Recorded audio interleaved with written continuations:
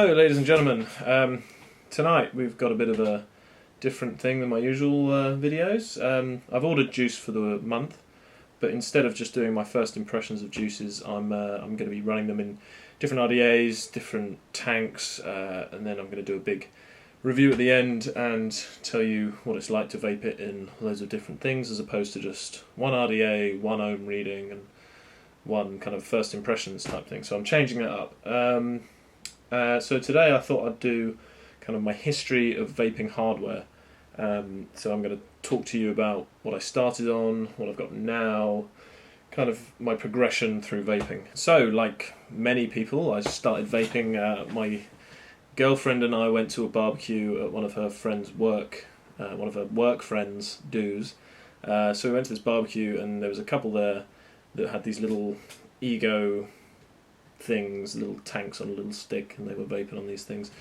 And I was smoking at the time, and they said, "Oh, why don't you have a little try?" And I tried it, and it wasn't great. It was alright. It tasted fairly nice. Didn't really give me the same nicotine thing, and I was really against it because I didn't think that. I thought I looked like something from Star Trek, like puffing on this little thing, and I really didn't enjoy it that much. And then my girlfriend kept on kind of nagging at me and saying, "You should try it. Just get yourself a kit and try it out." So eventually I caved in, and I went to my garage, actually, which is a great place to buy your first vape setup, and I got a multi-vape starter kit, which was this terrible kit. It cost about 20 quid, came with some juice and some, I think, 2 coils, a little tank and a battery and a charger and stuff. And it was good. I stuck to it for a few days. It kind of held up. I had it in the car, puffing along on it. It was nice, you know. And then it kind of got to the stage where I was getting bored of it, and I'd go out drinking with my friends, and I'd have a cigarette, and the cigarette was just really good, and I loved it. But it was fine. I was willing to give it a try, and I went on a photo shoot out in Iceland. I'm a photographer's assistant, so that's what I do for a living. So we were out in Iceland, and I just had it in my hand luggage, and it was filled up. And I got on the plane. I didn't know that you have to empty your tanks before you get on a plane. So if you're ever going to get on a plane and you don't know that, empty all your tanks out.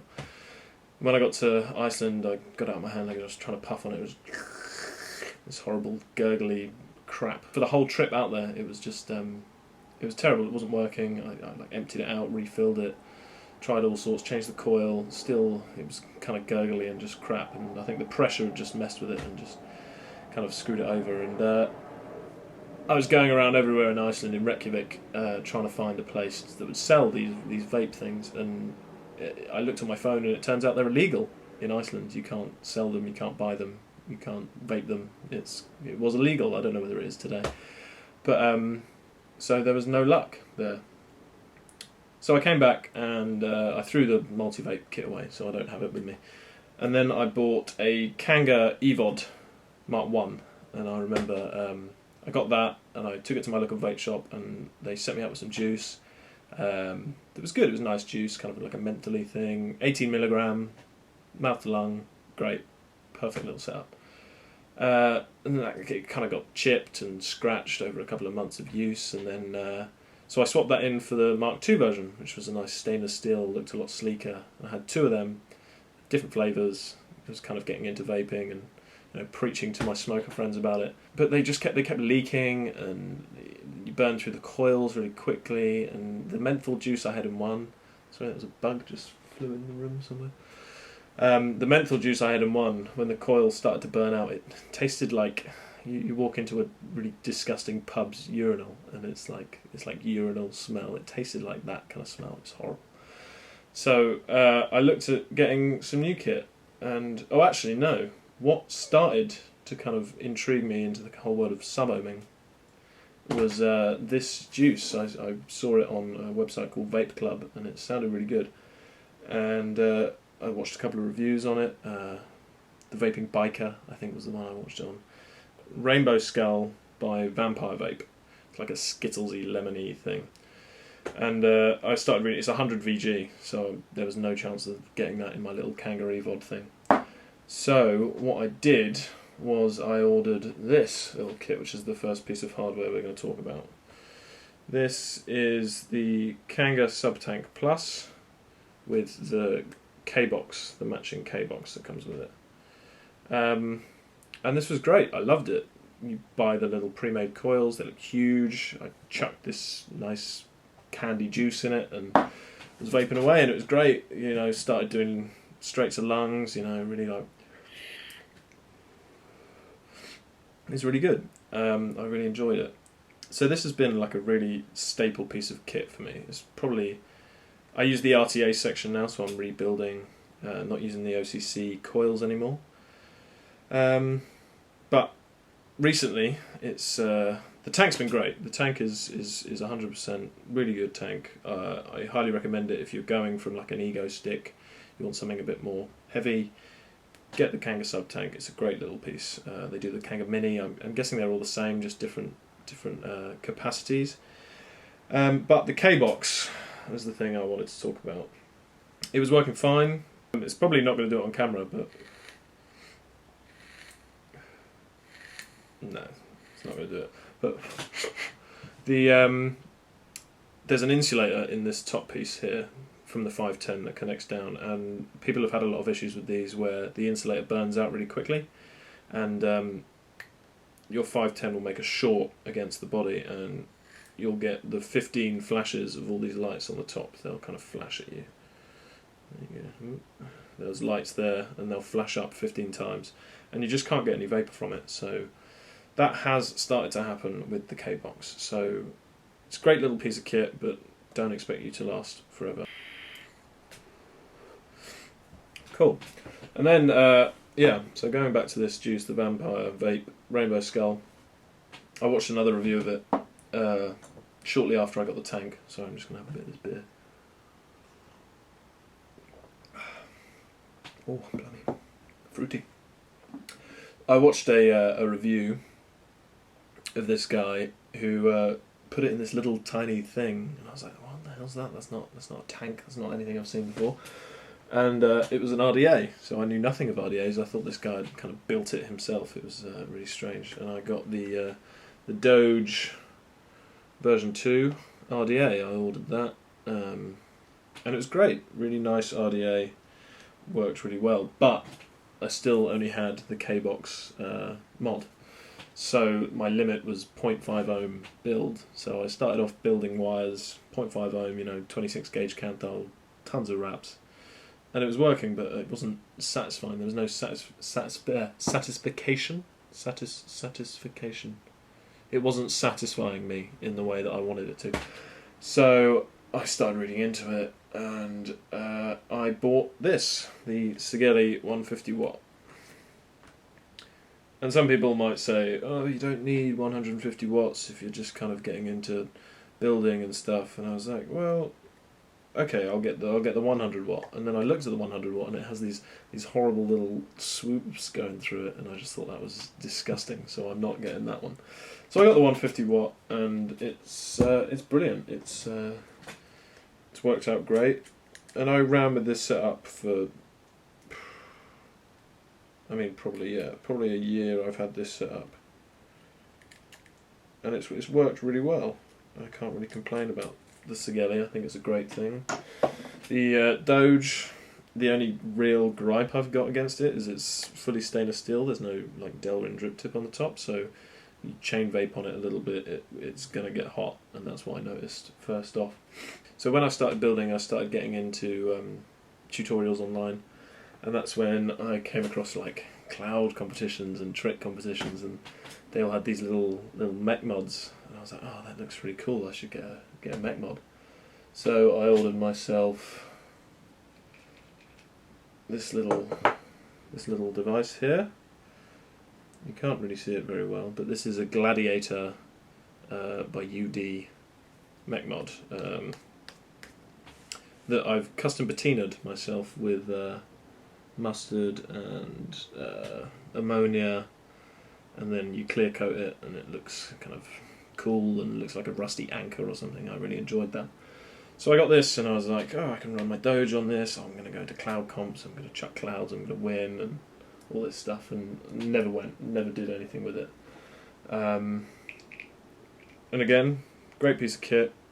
if you don't mind cleaning it out every so often, I just take the bits off of it, the button, the top cap, and just soak them in white vinegar for ages, and then take them out, polish them with a microfiber cloth, and they come out looking all shiny and nice. And you just clean the threads and chuck a battery in it, freshly charged, RDA on the top, vape away. It's great, really good mech mod for my money. And then what happened? Right, I'm getting confused now. So after that, I went to, this was my last birthday, so in August this year. I've barely got much kit, like I haven't bought anything, but I just had what satisfied me. So I had an RDA set up and a tank set up, and that's all I needed. But yeah, I went to the pub for my birthday, and my friend there, he kind of got into vaping, and he had the Kennedy RDA, this little Kennedy thing, which I didn't think anything of, I was like, oh, my Doge is better, it's side airflow, all this stuff. And he had the Sigelli 150 watt, so he passed me the atomizer, and I chucked it on my Sigelli and had a puff, and it's like, wow, that hits a lot harder, like you feel that bottom airflow, and it really, the flavour was great, and it hit really nicely, and I thought, oh, wow, that's like, I've got to get me one of them. So I ordered the Kennedy, 3 post holes again, and this is kind of what I run on, I guess you'd call this a cloud comp build. It's a 26 gauge Anarchist wire, dual parallel, 5/4 wraps, 0.14, yeah, 0.14 ohms. So I run this on my mech all the time. Oh, I've got a battery in it.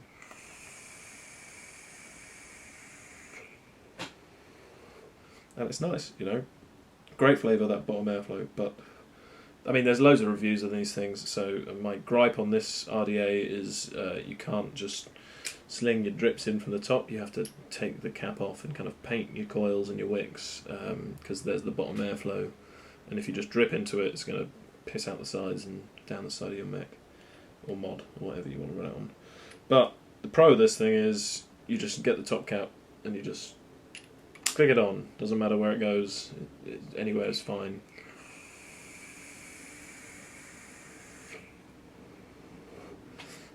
Great. So, where are we now? Right. Kennedy. That was the second RDA I bought. And it was great. So I ran that on kind of a low ohm build. And then after I got over the fact that I'm never going to be a cloud chaser or a trickster, I can't blow O's for shit, I decided I'd get myself a little flavour RDA. So the flavour RDA I got myself was the Velocity. I have to say it's the Velocity clone, because getting the Velocity in the UK is damn near impossible. Getting the Velocity full stop is impossible.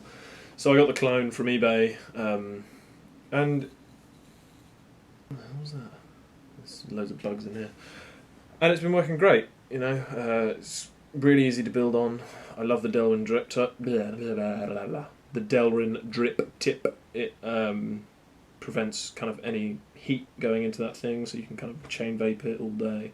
The flavour's great. The only gripe I've got with the Velocity is it's kind of got this screw airflow system, so you screw it down for tighter airflow and up for looser airflow, and it's got these 2 airflow slots that bring in air directly to your coils, and then it's got all these holes that go around the top of the other airflow slots, and you can either kind of have them half closed off or all of them open, and I find that when they're all open, is this even check battery? Yeah, choice.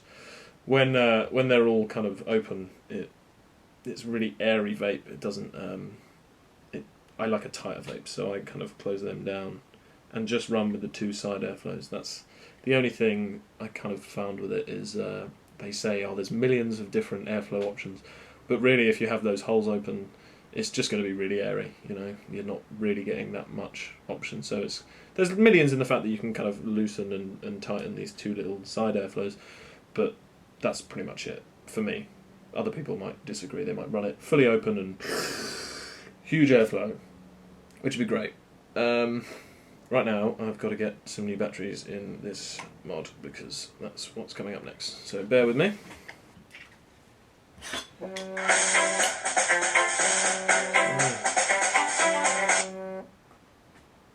Hello?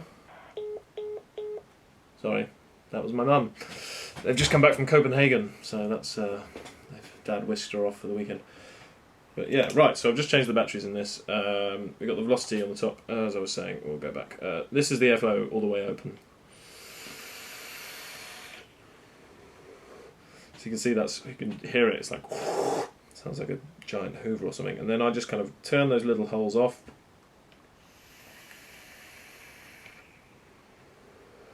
And it becomes more tight, more dense, flavourful vape. So I prefer that a lot. Okay, the next thing I purchased was I had a lot of atomizers and I didn't have many mods I could run them on. So I wanted to get myself a new mod. And I went to my first ever vape meet. I bumped into this guy. He had the IPv4. No, sorry, the IPv3 by Pioneer. And I thought it was really cool. Went up to 200 watts, which I've never done before. So I was like, oh, I can get this. Pretty much the same as the Sigeli, little box mod, dual 18650, works pretty much exactly the same. And I got this from a Facebook group, UK Vapors Stuff for Sale or something, and this guy sold it to me, 50 quid I think it was, which was 20 quid off the retail. He'd just bought it brand new, but he wanted the silver one, so he sold it to me, and I got that bargain, loved it, great. Again, pretty much the same as the Sigeli, but it has a few of these little quirks that make it a little bit different. The first thing is there's this little touch sensor on the top that you can kind of hover your thumb over and vape away, and it triggers the coils and gives you vapor. But I didn't enjoy it. I thought it was silly and a bit gimmicky. So I turned that off, which you can do inside the menu settings. So that was kind of the only gripe, is this is a bit gimmicky and I don't really like it. Now, pro of this thing is you're not going to be able to see it, but I have all these different banks of kind of power zones. So I've got a 30 watt thing for when I want to run my Kanga on my sub tank on here. I run 30 watts on here, and that's great. Turn it up 50 watts. That's actually for my girlfriend, who kind of enjoys a little delicate little vape of my RDA bills. And then I've kind of got 80 watts, 90 watts, and then 100 watts. I don't really venture over 100 watts.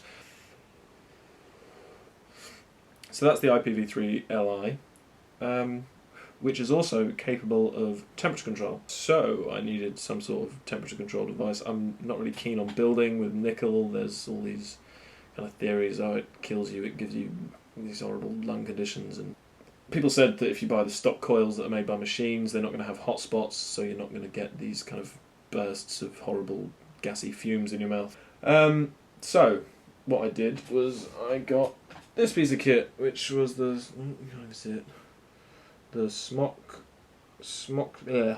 Smoke Tech TCT, which was my first temperature control device. Oh, actually, while we're here, so I've got regular. Well, it's not regular. That's a dual fused Clapton N80 in there. So it's not regular, but that's on power mode, same as Canthal. Here's the gripe I've got about the IPv3 is when you want to change it from power mode to temperature control mode, you have to click the button 5 times, and if the device is asleep, you know, when the screen goes dead and you have to kind of push it to wake it up, you have to fire it to do so first. So you kind of have to give it a little push. And the only gripe I've got with this mod is that when you swap temperature control onto a power thing or vice versa, if you've still got it set to power mode and you've got a temperature control tank on the top, you have to, and you've forgotten to change it to temperature control before you put the tank on, you have to push the button just a little bit just to kind of wake up the mod to get it to change to temperature control. And that kind of scares me a little bit. I'm sending power that's not meant to go through a NI200 build through an NI200 build, and that can kind of burn out the coil, make it taste horrible. So what you have to do is 5 clicks, and you go through the menu system, mode, power, mode, joule, unit, Fahrenheit, 260, NI200 coil, exit, push the button. So now I'm in temperature control mode. So I've done that with the power RDA on there, with the Canthal or N80 build on there. And then you can screw on your new atomizer, which is the TCT tank, which is probably my last piece of kit. It is, yeah. So this is the most recent bit of kit I bought. Again, I got this from UK Vapor Stuff for Sale, which is a great cheap place to get second-hand pieces of kit. Again, the guy bought it, probably ran one tank through it and wasn't getting along with it, so he sold it on to me. There you go. It's sounding a little bit bubbly, actually. And I've been enjoying temperature control, it's good. I wanted to try it on my RDAs because then you don't have to drip all the time and you don't get the dreaded burnt hit. But it's nice in the tank because I can kind of drive down to Cornwall a lot to go surfing. Let's get some of this paper. Yeah, I drive down to Cornwall a lot to go surfing, and 4-hour journey, so just puffing away on this. Puffing away, and the tank can run dry, and I'm like, oh, what does that taste? But it's the tank's just gone dry. That's all it is. So you just fill it up again, and the coil should be good to go. The only gripe I've got about this, it's not really a gripe. It's probably just one of the coils I tried. The first coil I put in here, I vaped one tank through it. These coils, I think Rip Tripper said one of the coils lasted him 3 weeks. So I thought, what, a tank a day, 3 weeks? That's a hell of a lot of juice. So I vaped one tank in one day, and the next day I was getting this kind of weird metallic flavour. And it turned out that the coil had just burnt out, but I checked on forums, and it seems to be a lot of people with temperature control kind of get this metallic-y flavour. Some people don't really get it, but I definitely got it.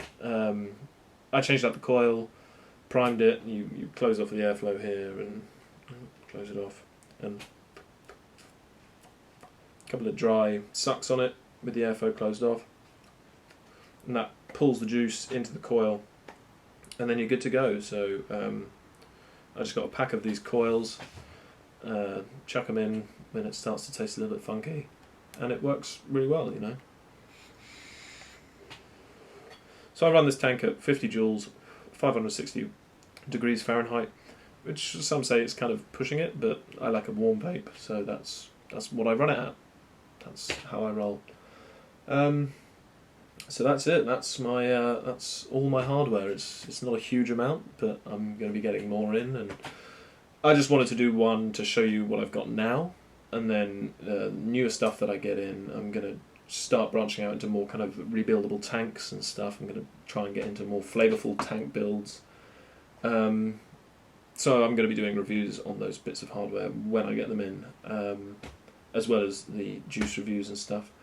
So I'm going to do a juice review next week. It's going to be a whole line of juice. I'm not going to tell you what it is yet, but I'm very excited about it. The juice is working out really well for me so far.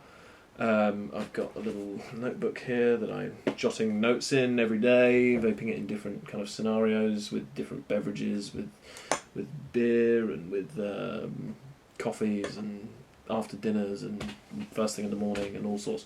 So I'm going to give a really thorough review of these juices, and that's what's going to be happening next week. So hit the subscribe button, keep up to date with my videos, and I will see you again soon. Thanks for watching.